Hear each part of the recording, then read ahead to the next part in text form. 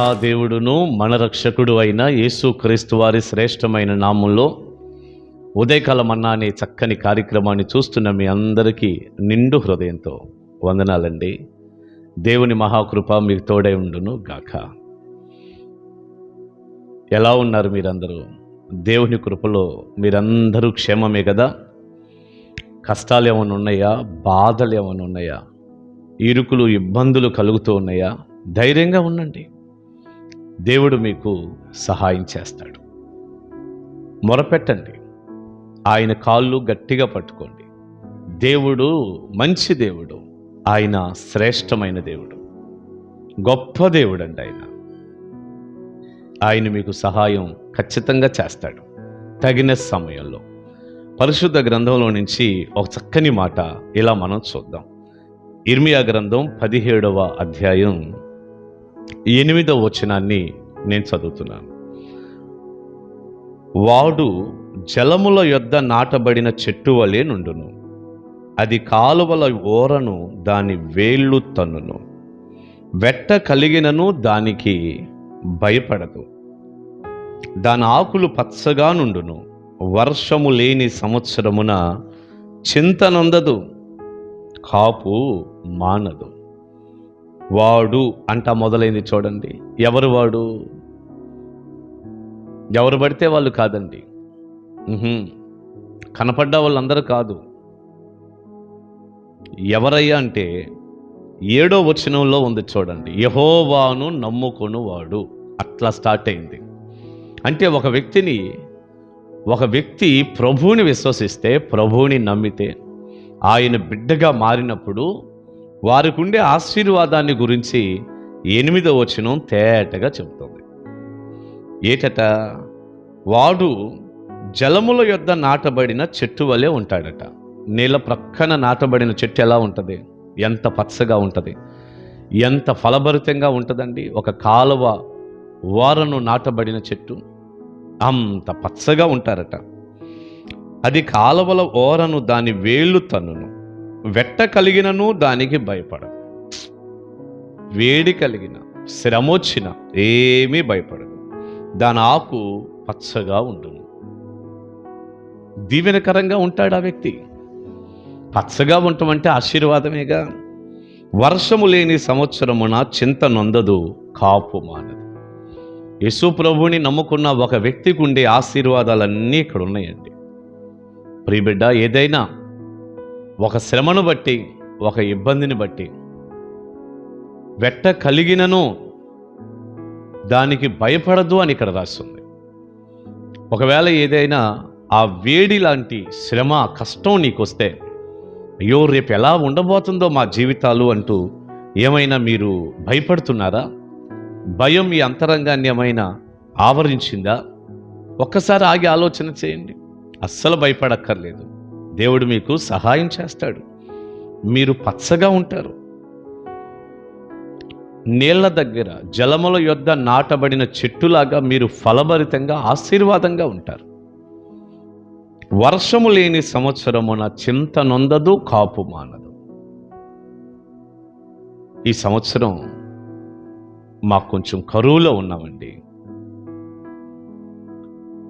కాస్త వ్యాపారం సరిగా సాగలేదు, మా వ్యవసాయం పండలేదండి, మాకు కొంచెం ఇబ్బంది ఎదురైంది, మేము చేసే పనిలో చాలా ఆటంకాలు కలిగాయి అంటారా? వర్షము లేని సంవత్సరమున చింత నొందదు. అస్సలు మీరు బాధపడద్దు. ఏదో వర్షం పడలేదు, ఏదో మా పనిలో సహాయం రాలేదు, ఏదో మాకు కలిసి వచ్చినట్టుగా లేదు, మేము చాలా ఇబ్బంది పడిపోతున్నాం, కరువులో ఉన్నాం. అస్సలు చింతపడక్కర్లేదు. ఎందుకని చింతపడక్కర్లేదంటే, తిరిగి లాస్ట్లో ఒక మాట ప్రభు అన్నాడు, కాపు మానదు.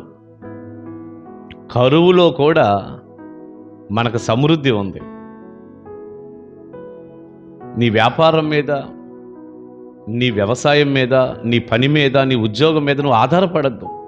కొన్నిసార్లు వాటి ద్వారా మనకి మేలు కలగకపోవచ్చు. మనం బ్రతకటానికి కావలసినటువంటి ఆశీర్వాదం వాటి గుండా లేకపోవచ్చు. వర్షము లేని కాలం అంటే అదే కదా. కానీ ఒకటి గుర్తుపెట్టుకో ప్రియబిడ్డ, దేవుడున్నాడు. దేవుణ్ణి బట్టి నువ్వు ధైర్యంగా ఉండు. ఆయన నిన్ను పోషిస్తాడు, ఆయన నీకు సహాయం చేస్తాడు. ఎలా జరిగిద్దో కూడా మనకు తెలియదు. నువ్వు ఆయన నమ్ముకున్న వ్యక్తివైతే చాలు, ఆయన ఆశ్రయించిన వ్యక్తివైతే చాలు. ఆయన పాదాలు గట్టిగా పట్టుకో, మొరపెట్టు, దేవుడు నీకు సహాయం చేస్తాడు. అసలు నువ్వే భయపడక్కర్లా, చింతపడాల్సిన పనే లేదు.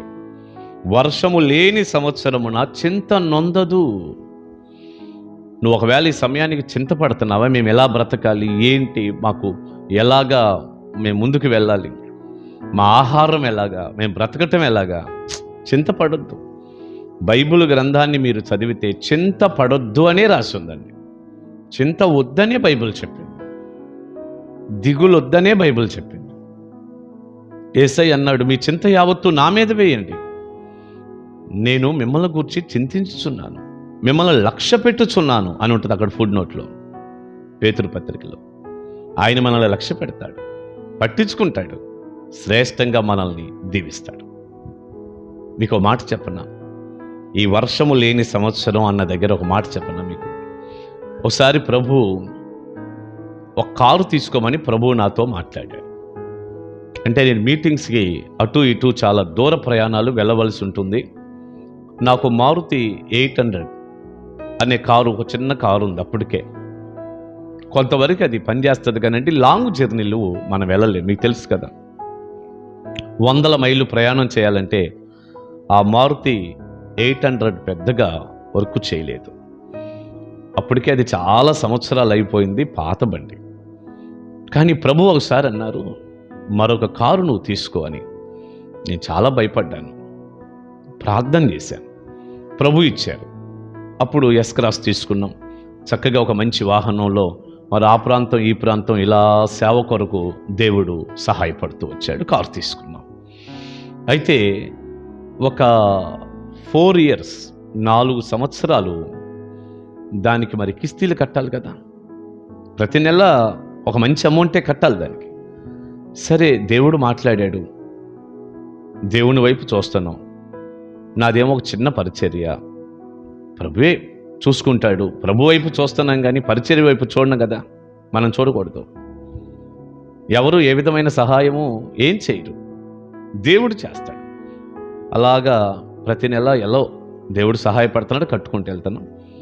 ఈ 4 సంవత్సరాల మధ్యలోనండి 2 పర్యాయాలు కరోనా వాతావరణాలు వచ్చాయి. మందిరాల్లో ఆరాధన జరగటం లేదు, విశ్వాసులు ఎవరు మందిరానికి రావటం లేదు.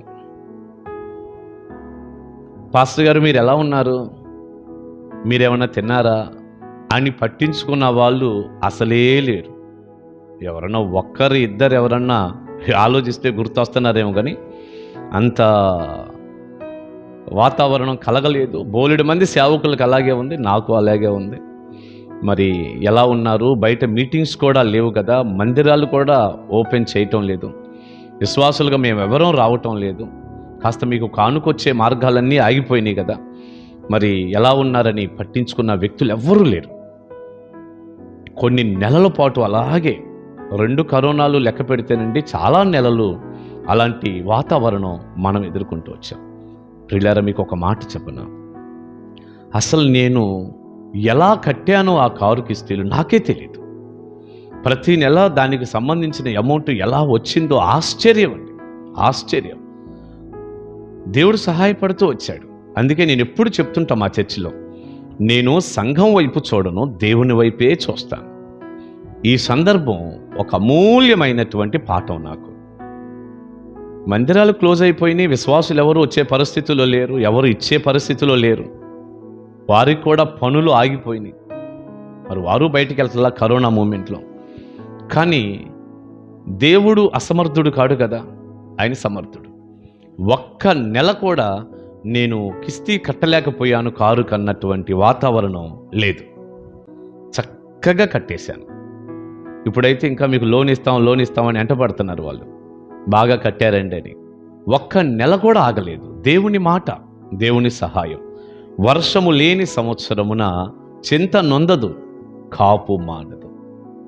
ప్రియబిడ్డ, నీ జీవితంలో ఏదైనా నేను ఎలాగా ముందుకు వెళ్ళాలి, కిస్తీలు ఎలా కట్టాలి, నా కుటుంబం ఎలా పోషింపబడాలి, మరి నా జాబ్ కూడా పోయింది, ఇంకేదో నాకు సహాయం లేదు, నా జీతం అంతా కూడా చేతికొచ్చే పరిస్థితులు కనపడటం లేదు.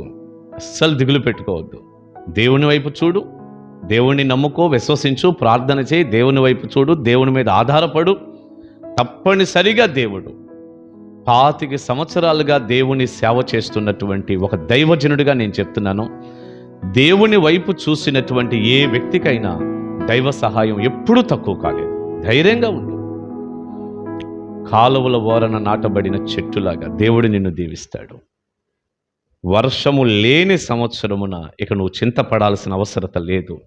కాపు మానవు, సమృద్ధి దేవుడు నీకు ఇస్తాడు. ధైర్యంగా ఉండు. నిన్ను నీ కుటుంబాన్ని పోషించటం దేవునికి చాలా చిన్న పని. దైవ దీవెన మీ అందరికీ ఉండును గాక. ఆమేన్. ప్రార్థన చేసుకుందాం. పరిశుద్ధుడా, ప్రేమగల తండ్రి, మీకు వందనాలయ్యా. విత్తబడిన ఈ సందేశం మీ బిడ్డలకు దీవెనకరంగా చేయండి. ఒక అమూల్యమైనటువంటి సందేశం మీరు అందించారు. మిమ్మల్ని విశ్వసిస్తే మాకు ఎన్ని ఆశీర్వాదాలయ్యా. కాలువల యొద్ద నాటబడిన చెట్టులాగా మేము దీవించబడతాం. భయం లేదు, వెట్ట కలిగినా భయం లేదు.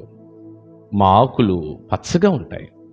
వర్షము లేని సంవత్సరంలో కూడా మేము చింతపడము, కాపు మానము. ఈ వర్తమానపు దీవెనలు బిడ్డలకు దయచేయండి. ఆదరించండి, బలపరచండి, తోడుగుండండి. మీ వైపు చూసి వర్ధిల్లుటకు, ధైర్యంగా ముందుకు వెళ్ళుటకు సహాయపడండి. ప్రతి బిడ్డను, వారి కుటుంబాన్ని కాపాడి పోషించి దీవించండి. యేసు నామాని ప్రార్థన మనవులు అడుగుచున్నాను తండ్రి. ఆమేన్, ఆమేన్. God bless you. దేవుని మహాకృప మీకు తోడై ఉండును గాక. కలుసుకుందాం. Praise the lord.